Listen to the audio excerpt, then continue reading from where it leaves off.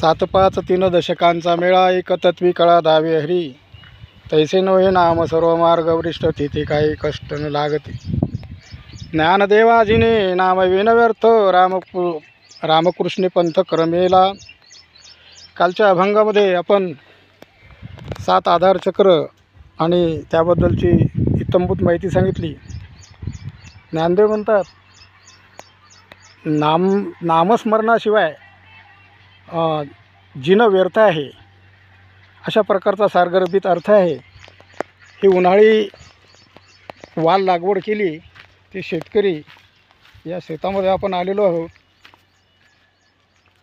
यांनी April May मध्ये याची लागवड केलेली असून मध्ये आंतरपीक म्हणून मिरची घेतलेली आहे. त्या शेतकऱ्याची आपण थोडक्यात माहिती घेऊ. तो कधी लावली ती मिरची तुम्ही? 3 मेला. 3 मे रोजी यांनी हा वाल लावलेला आहे. आणि मिरची 15 मेला. हा मिरची 15 मेला लावली. आणि दरवर्षी हे यांनी यामध्ये 4थं पीक काढलेलं आहे.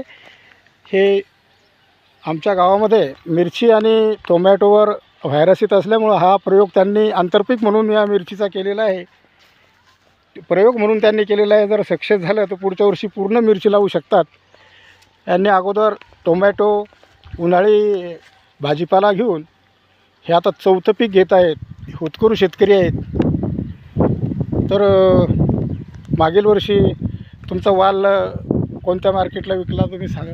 मागच्या वर्षी अकोला मार्केट. अकोला किंवा गावामध्ये व्यापारी येतात आणि ते सुद्धा वाल खरेदी करतात.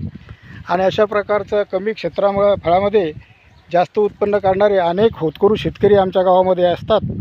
हे सुभाष श्रीराम उबाळे हे शेतकरी, यांचं शिक्षण झालेलं असूनसुद्धा त्यांनी शेती व्यवसाय निवडलेला आहे.